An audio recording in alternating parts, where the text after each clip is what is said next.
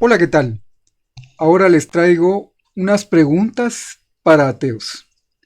He estado dándole vueltas a este tema de plantear estas preguntas y creo que de alguna manera las había estado reflexionando, pensándolas y estuve también motivado porque he visto algunos videos en algunos canales de preguntas de ateos para creyentes y preguntas de creyentes para ateos, contestados por ateos. En fin, entonces hay este intercambio de preguntas entre creyentes y ateos y entonces pienso que puedo aportar un poquito a este intercambio precisamente, a este intercambio de preguntas.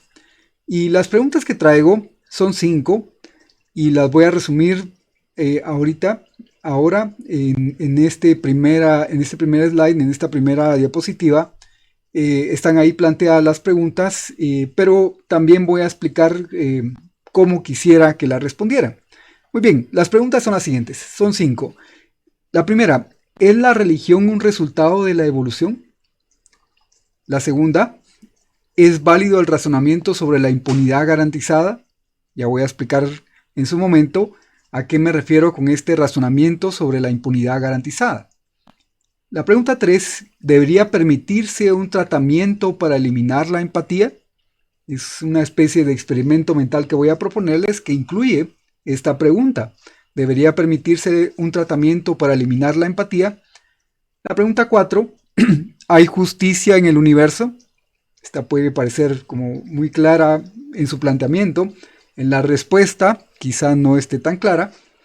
Y la quinta pregunta, la última, es: ¿tiene sentido el ateísmo militante? El ateísmo de aquellas personas que no se conforman con expresar que son ateos, sino además quieren que los demás también sean ateos. Ese es lo que yo llamaría un ateísmo militante. Empecemos entonces con el tema de cómo me gustaría que se respondieran estas preguntas, de qué forma o digamos bajo qué condiciones me gustaría que se respondieran estas preguntas. La primera y más obvia es que quisiera que se respondiera la pregunta, que me dieran una respuesta. Es decir, no una evasiva, no una alternativa, no una contrapregunta, o lo que se suele hacer, ¿verdad? Que es devolver la pregunta. Por ejemplo, con la primera pregunta: ¿es la religión un resultado de la evolución? Bueno, ¿y qué? Entonces también el ateísmo lo es, es decir, no se responde a la pregunta, sino que se devuelve la pregunta replanteándola para que la conteste el mismo que está preguntando. No, eso no es lo que espero. Lo que espero es una auténtica respuesta a la pregunta. A la pregunta. Si luego quieren hacer una repregunta, una devolución de la pregunta, un replanteamiento de la pregunta, bajo otros términos o haciéndola desde el punto de vista ateo hacia el creyente, pues bueno, estaría bien, pero por favor primero respondan a la pregunta. Eh, y también quisiera que al responder la pregunta, también analizaran un poquito cuáles son las implicaciones, las consecuencias de lo que se pueda plantear como respuesta. Porque pienso que la respuesta a estas preguntas tiene consecuencias y es lo que vale también la pena analizar. Muy bien, vayamos con la primera pregunta. ¿Es la religión un resultado de la evolución? Esta pregunta tiene que ver con el naturalismo con el que algunos ateos abordan la vida, abordan las cuestiones, y por naturalismo me refiero a que todo fenómeno, toda cuestión tiene una explicación puramente natural, es decir, una explicación que viene dada únicamente por lo que está a nuestra vista, lo que es experimentable, lo que se puede comprobar científicamente o con el método científico, pero que está contenido dentro de la misma naturaleza. No hay algo extra natural, algo sobrenatural, eso no existe. Entonces, como esa es la postura naturalista, pues bueno, una buena parte de las explicaciones que se encuentran en esa postura naturalista provienen de la evolución. Y entonces podríamos decir, bueno, si por ejemplo la inteligencia humana es un resultado de la evolución, si la organización social humana es un resultado de la evolución, si las normas de convivencia, que incluyen las leyes, las disposiciones de gobierno, las formas de gobierno, las formas de organización social, también son un resultado de la evolución, pues bueno, cabría preguntar si la religión es el resultado de la evolución, es un resultado de la evolución. Y desde este punto de vista, desde el punto de vista puramente naturalista, también cabe preguntar si entonces se podría cuestionar a la evolución. Es decir, si la evolución nos hizo inteligentes, nos hizo seres sociales, nos llevó a formar sociedades complejas, a buscar formas de gobierno, formas de organización, jerarquías, etcétera. Y esos resultados de alguna manera, puesto que provienen de la evolución y la evolución pues tiene una fuerza explicativa importante en el mundo naturalista, no cabría cuestionarla. Y si no vamos a cuestionar esos resultados de la evolución, ¿por qué tendríamos que cuestionar también un resultado adicional que es las prácticas religiosas, que serían las prácticas religiosas? Es decir, si la religión es el resultado de la evolución, entonces ¿por qué o quiénes seríamos nosotros para cuestionar lo que la evolución ha, ha provisto, por decirlo de alguna forma? Y si no es el resultado de la evolución, entonces ¿qué es? ¿De dónde viene la religión si no es el resultado de la evolución? Bueno, esa sería la pregunta, con algunas de las implicaciones que podría tener. Vamos a la siguiente. La siguiente es esta. ¿Es válido el razonamiento sobre la impunidad garantizada? Y aquí, como voy a explicar cuál es el razonamiento de la impunidad garantizada, pues lo voy a hacer un poco más grande. Vean ustedes, aquí creo que ya se ve bien, muy bien. El razonamiento sobre la impunidad garantizada va así.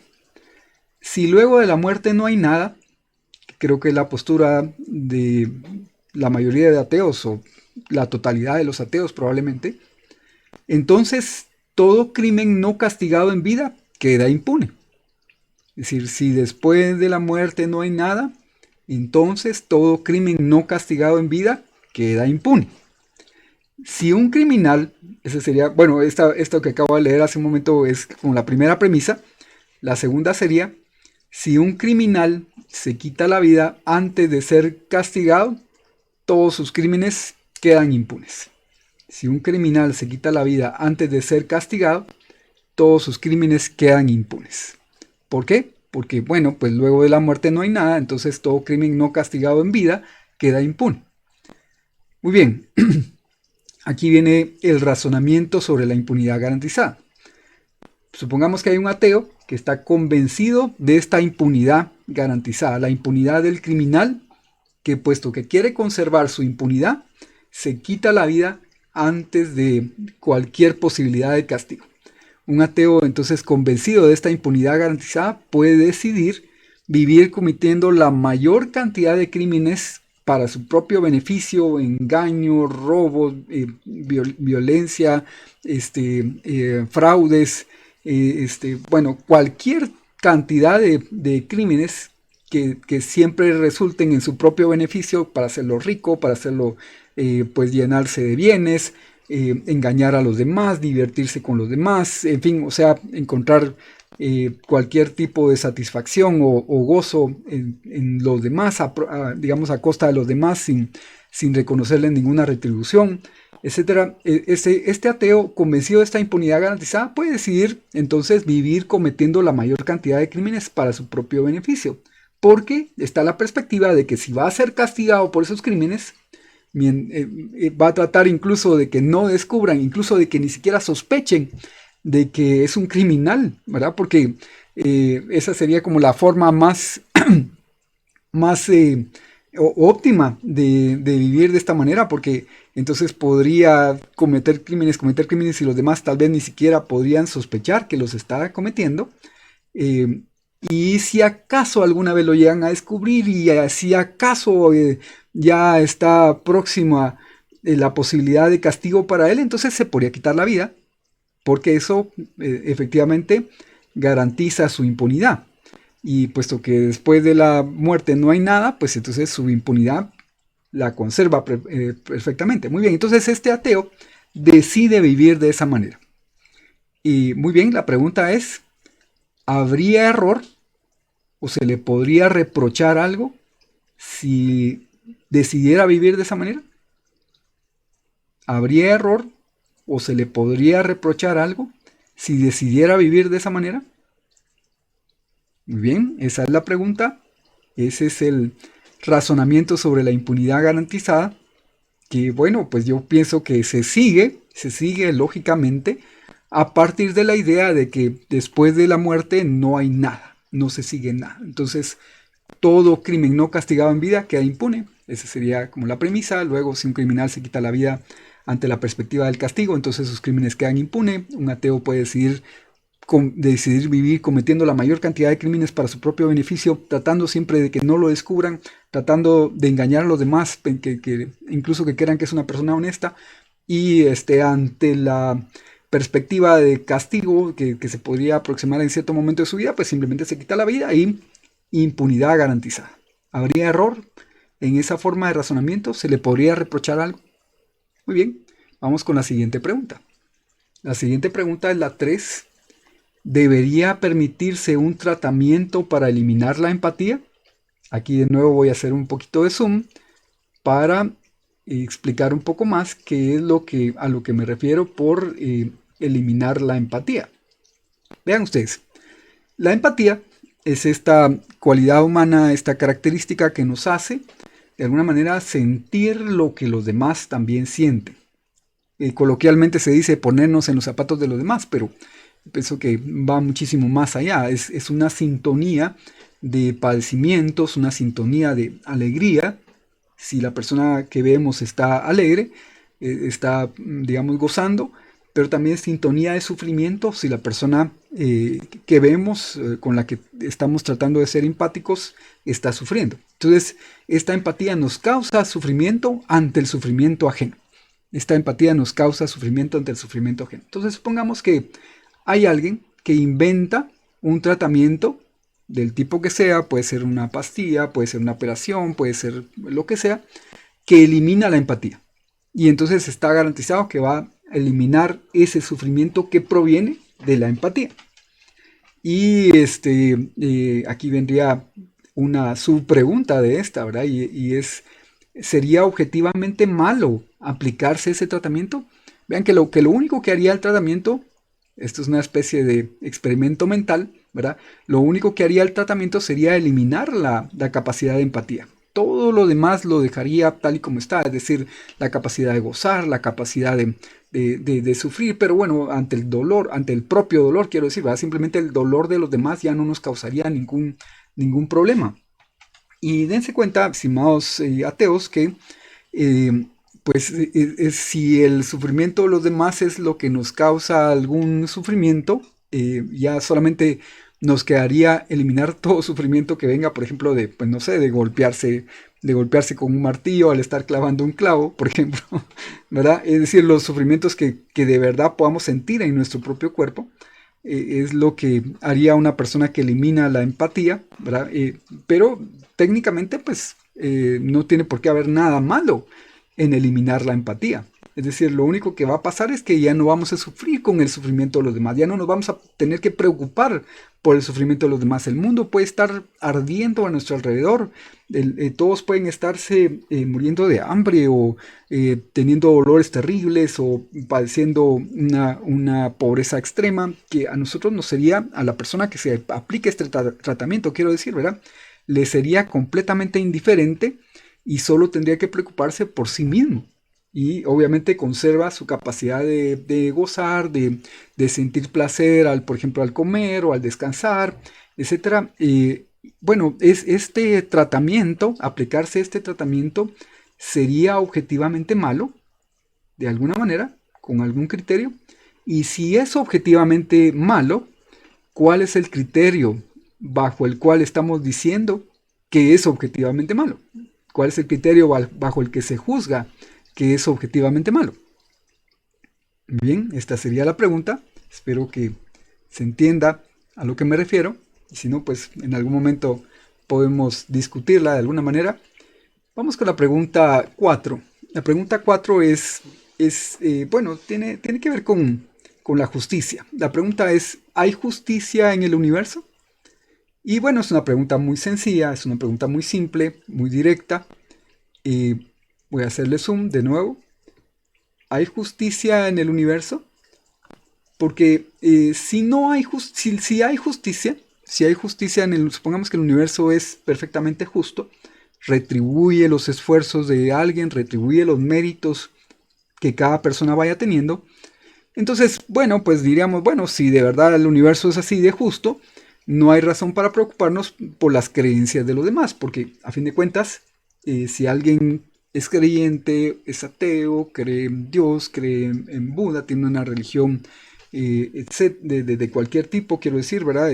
Pues bueno, pues no hay razón para preocuparse por eso, porque si el universo es justo, si hay justicia en el universo, pues bueno, pues eventualmente esas personas van a obtener lo que sus méritos les confieran, lo que van a obtener los bienes que merezcan o también los castigos a los que sean acreedores.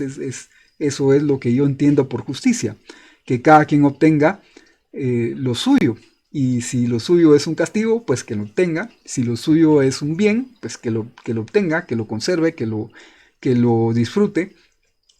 Ahora bien, si no hay justicia en el universo, si no la hay, entonces, ¿por qué de ello no se sigue que lo mejor tendría que ser vivir una vida deshonesta? Porque, a fin de cuentas, el universo no es justo. Y si no es justo, pues entonces, digamos, errando del lado seguro, pues lo mejor sería vivir una vida deshonesta, porque pues no hay justicia en el universo. Es decir, los seres humanos obviamente buscamos justicia, por eso tenemos jueces, por eso tenemos leyes, por eso tenemos tribunales, por eso tenemos arbitrajes a veces, por eso nos ponemos de acuerdo, por eso hacemos contratos, pero eso no garantiza que el universo sea justo. De hecho, vemos muchas injusticias, entonces la pregunta creo que es importante. ¿Hay justicia en el universo? Y mucho ojo, estimados ateos, porque si, si la totalidad de la sociedad compartiera sus creencias ateas, entonces sería muy fácil que alguien hiciera ese razonamiento. Bueno, el universo no es justo. ¿Por qué he de vivir una vida honesta? Más bien lo que me convendría es vivir una vida deshonesta. Es decir,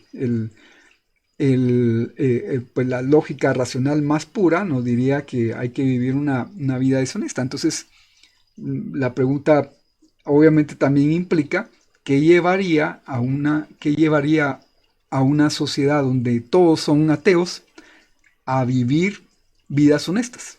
Más bien lo que importaría en esa sociedad o siendo totalmente racional en esa sociedad, pues lo que convendría es vivir vidas deshonestas. ¿Verdad? Bueno, tiene mucho que ver con la pregunta 2, ¿verdad? Del razonamiento de la impunidad garantizada. Tiene esta pregunta, ¿verdad? Pero como ven, ojo que no estoy hablando de moralidad. No estoy hablando de moralidad, estoy hablando estrictamente de justicia.